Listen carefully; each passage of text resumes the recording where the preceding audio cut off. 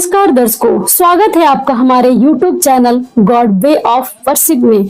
तो दर्शकों, आज हम बात करेंगे गणतंत्र दिवस की। गणतंत्र दिवस भारत का एक राष्ट्रीय पर्व है जो हर साल 26 जनवरी को मनाया जाता है।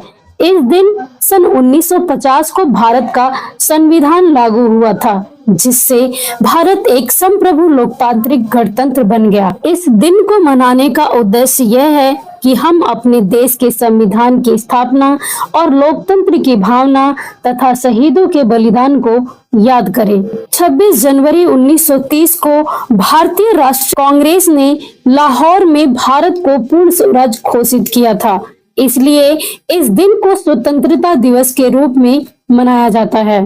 15 अगस्त 1947 को भारत को ब्रिटिश राज्य से आजादी मिली, लेकिन उस समय भारत का कोई भी संविधान नहीं था, इसलिए एक संविधान सभा का गठन किया गया, जिसने अपना कार्य 9 दिसंबर 1946 से शुरू किया। 26 नवंबर 1949 को संविधान सभा ने भारत के संविधान को अपनाया, जिसके अध्यक्ष डॉक्टर भीमराव अंबेडकर थे। 26 जनवरी 1950 को भारत का संविधान लागू हुआ, जिससे भारत एक गणराज्य बन गया।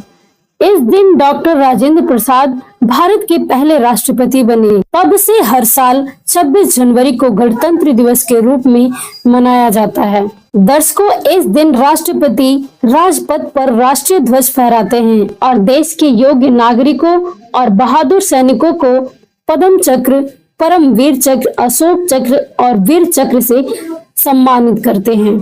इस दिन दिल्ली में विभिन्न प्रदेशों और सरकारी विभागों की झांकियां, भारतीय सेना, नौसेना, वायुसेना और पुलिस के अस्त्र शस्त्र का प्रदर्शन और विमानों का एयर शो होता है। दर्शकों, इस दिन देश के हर कोने में ध्वजारोहण, भाषण और सांस्कृतिक कार्यक्रम होते हैं। विश्व भर में फैले हुए भारतीय के अमूल लोगों और राष्ट्र के दूतावास भी गणतंत्र दिवस को हर्षोल्लास के साथ मनाते हैं। दर्शकों, आज हम आपको गणतंत्र दिवस परेड की कुछ झलक दिखाने जा रहे हैं, जो नई दिल्ली के राजपथ पर आयोजित हुई है। परेड में भारत की सांस्कृतिक और सैन्य विविधता तथा विभिन्न राज्य और विभागों की उपलब्धियों का शानदार प्रदर्शन हुआ।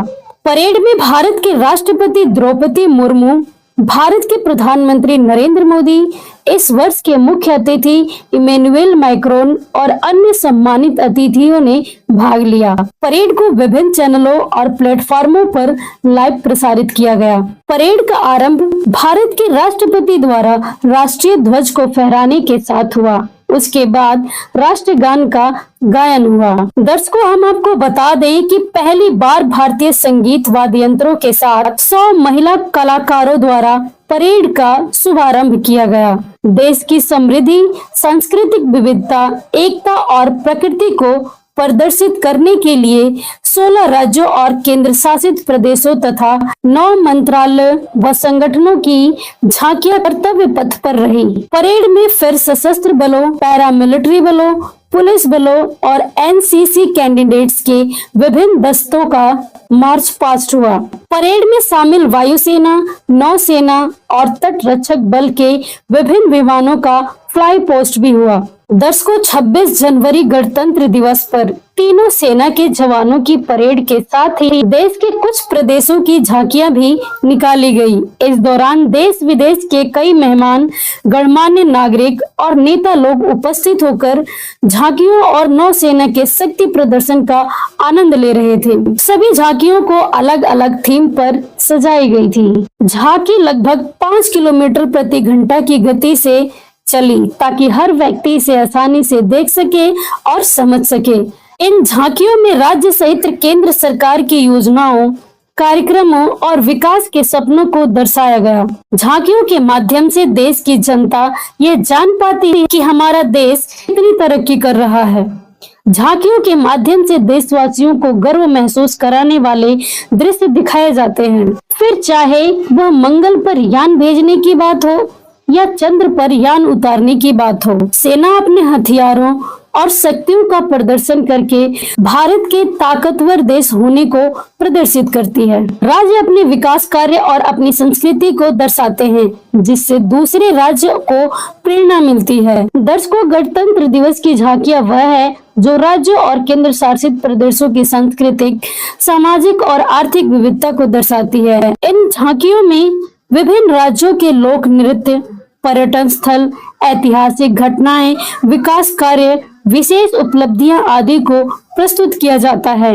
इन झांकियों का उद्देश्य देश की एकता और अखंडता को बल देना है। दर्शकों, गणतंत्र दिवस परेड में इस साल कुल 30 झांकियां शामिल हुई, जिसमें 26 झांकियां विभिन्न राज्यों व केंद्र शासित प्रदेशों की है और 4 झांकियां सरकारी मंत्रालय और विभाग की है। इनमें से कुछ झांकियां आप देख सकते हैं। उत्तर प्रदेश की झांकी अयोध्या के राम मंदिर का निर्माण दिखा रही है। गुजरात की झांकी राण की राव को प्रमुखता देती है। राण की राव एक विश्व धरोहर स्थल है जो 11वीं शताब्दी में बनाया गया था। असम की झांकी 7 फूलों के राज्य के रूप में असम की सांस्कृतिक और प्राकृतिक सौंदर्य को दिखा रही है। दिल्ली की झांकी राजस्थान के विकसित विभिन्न पहलुओं पर उजागर कर रही है। इलेक्शन कमीशन ऑफ इंडिया की झांकी लोकतंत्र के महापर्व को समर्पित हो रही है। दर्शकों, भारत का संविधान दुनिया का सबसे बड़ा संविधान है। को बनाते समय संविधान सभा ने सभी देशों अमेरिका, जर्मनी, इंग्लैंड, रूस आदि देशों से भी कुछ नियम ग्रहण किए थे। यह राजनीतिक संहिता कर्तव्यों, प्रक्रियाओं और सरकार की शक्तियों, नागरिकों के मौलिक अधिकारों और कर्तव्यों की नींव रखता है। दर्शकों, क्या वास्तव में नागरिक हमारे देश के संविधान का पालन कर रहे हैं? क्या गणतंत्र दिवस का जश्न लोगों को हमारे संवैधानिक अधिकारों और कर्तव्यों के प्रति जागरूक करता है? जी नहीं दोस्त, हमारे संविधान का पालन पूर्ण रूप से नहीं हो रहा है, जिसके कारण हमारे देश में भ्रष्टाचार, चोरी, बेईमानी, रिश्वतखोरी, दहेज और बलात्कार जैसी घटनाएं घटित हो रही हैं। दर्शकों, जिस प्रकार किसी भी देश को सुचारू रूप से चलाने के लिए संविधान की आवश्यकता पड़ती है। संविधान कानूनों का एक महत्वपूर्ण दस्तावेज है जो सरकार की मूल संरचना और इसके कार्यों को निर्धारित करता है, जो सरकार के अंगों तथा नागरिकों के आधारभूत अधिकारों को परिभाषित करता है।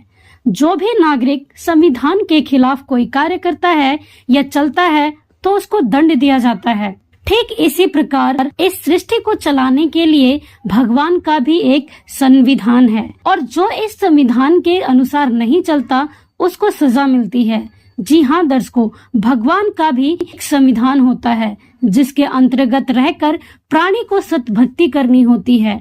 दर्शकों, भगवान का संविधान हमारे वेद, शास्त्र, गीता, कुरान, पुराण और बाइबल में लिखा है। जो प्राणी इसके अनुसार भक्ति नहीं करता वह प्राणी धर्मराज के दरबार में सजा का पात्र होता है। दर्शकों, पूरे विश्व में आज केवल संत रामपाल जी महाराज ही शास्त्रों के अनुसार भक्ति विधि बताते हैं। उनके द्वारा बताई गई भक्ति विधि पूर्ण रूप से शास्त्र प्रमाणित है। जो भक्ति की विधि संत रामपाल जी महाराज बताते हैं वह हमारे गीता, वेद, कुरान और बाइबल में बताई गई है, जिसका जिक्र गुरु ग्रंथ साहिब में भी किया गया है। इस प्रकार संत रामपाल जी महाराज का ज्ञान और भक्ति दोनों ही शास्त्र प्रमाणित है, जिससे आज भगत समाज को भक्ति से होने वाला लाभ भी मिल रहा है। दर्शकों, यदि आप भी भगवान के संविधान से परिचित होना चाहते हैं तथा सत भक्ति प्राप्त करना चाहते हैं तो अवश्य पढ़िए संत रामपाल जी महाराज द्वारा लिखित पुस्तक ज्ञान गंगा और जीने की राह।